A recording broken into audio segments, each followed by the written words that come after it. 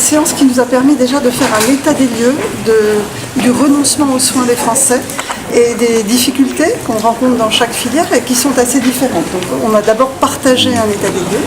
Ensuite, on a expliqué la méthode de concertation qui allait mener la concertation, et notamment pour la partie dentaire, la responsabilité est à l'assurance maladie, la CNAM, et pour la partie optique et audioprothèse, c'est la direction de la sécurité sociale qui mène les négociations et la concertation. Et enfin, nous avons partagé un calendrier. Nous souhaitons clore cette concertation au mois de mai, de façon à pouvoir annoncer aux Français dans quel délai ils pourront accéder à un panier de soins de qualité nécessaire, pris en charge à 100%. Sur le financement, il y a eu des avancées. Qui finance quoi? Ça n'est pas l'objet aujourd'hui de la concertation. Bien entendu, la concertation va permettre de voir sur quel segment de l'activité on va pouvoir faire éventuellement des économies, sur quel autre segment il va être nécessaire que les complémentaires participent plus, ou l'assurance maladie obligatoire, mais tout cela va faire l'objet de la négociation qui s'ouvre aujourd'hui.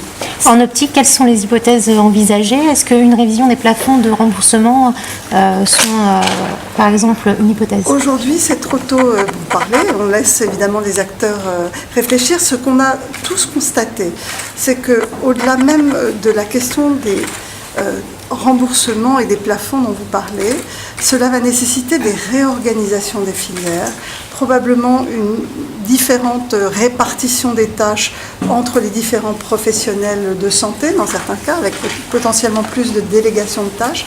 Donc il y a un enjeu de formation et de filière professionnelle. Il y a des enjeux industriels sur lesquels Madame la Ministre, évidemment, portera un regard attentif. Il y aura également une réorganisation des soins. Et donc cela va impacter les organisations des soins. C'est la raison pour laquelle nous pensons que nous n'aboutirons pas à un reste à charge zéro en quelques mois pour la totalité des soins que nous envisageons, parce qu'une réorganisation de filière ou une formation professionnelle, cela peut prendre 1, 2 ou 3 ans pour se mettre en œuvre. Donc nous afficherons à l'issue de cette concertation le calendrier d'accession à un reste à charge zéro pour l'ensemble des filières et pour les Français. Mais réorganisation de filière, ça veut dire quoi? Vous avez un exemple, par exemple, de ce qui pourrait être modifié? Alors déjà en optique, on le voit bien, il y a d'ores et déjà des délégations de tâches qui se font entre les ophtalmologistes et les opticiens. On voit bien que dans le dentaire aujourd'hui, on pourrait imaginer que des professionnels de santé soient plus en amont des dentistes pour la partie prévention et que les dentistes se reconcentrent sur d'autres soins. Donc, on peut imaginer que des filières vont nécessiter l'interaction avec de nouveaux professionnels de santé, ou que ce soit mieux réparti sur le territoire, puisque beaucoup de professions aujourd'hui se réorganisent, mais on voit bien que selon les régions, selon les départements, eh bien, c'est hétérogène. Donc, voilà ce que nous appelons réorganisation de filière. Il y en aura d'autres sur le plan peut-être industriel. Nous verrons à l'issue de la concertation ce qui nécessitera des réorganisations. Mais pas question de tout rembourser pour tout le monde.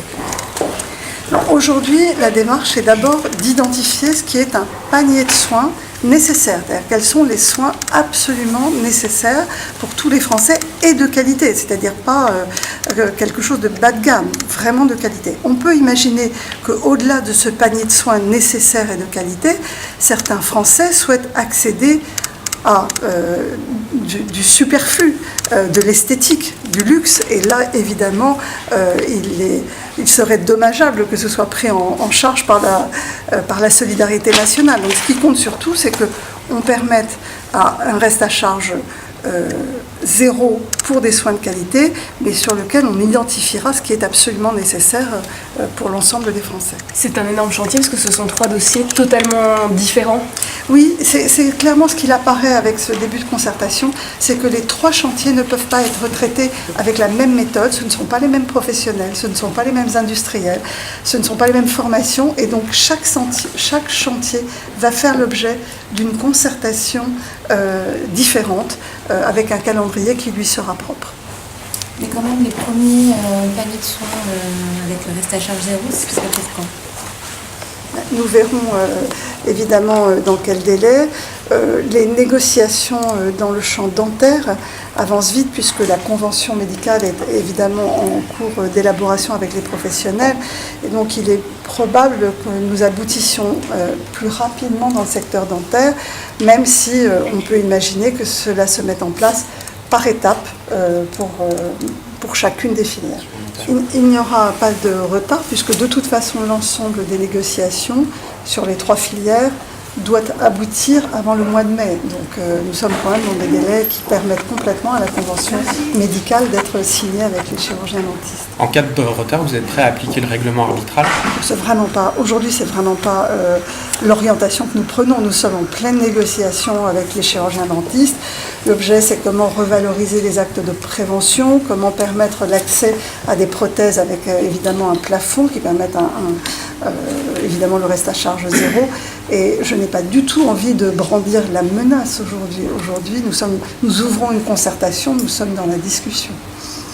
Sur le bioprothèse, le reste à charge est très important. L'UNAS a fait des propositions qui impliquent une augmentation des remboursements de la sécurité sociale. Qu'est-ce que vous en pensez? Aujourd'hui, je ne veux rien penser. C'est une concertation qui s'ouvre et donc nous regarderons au fur et à mesure de l'évolution de cette concertation s'il y a des arbitrages à prendre et des choix stratégiques à faire. Pour l'instant, nous ne sommes pas là. Quelles sont les prochaines étapes? Les syndicats doivent vous rendre leurs propositions. Quelles sont les prochaines réunions? Donc les prochaines réunions se passeront à la direction de la sécurité sociale pour ce qui concerne l'audioprothèse et l'optique.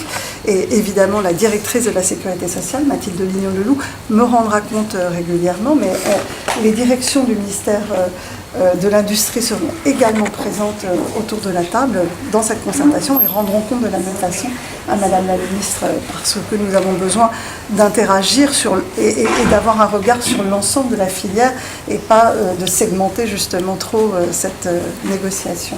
Donc au mois de mai, on aura un calendrier, Au mois de mai, on aura des annonces qui seront faites fin mai ou début juin sur la mise en œuvre du reste à charge zéro pour chacune des filières afin que les Français sachent dans quel délai ils pourront accéder à des soins de qualité pris en charge à 100%.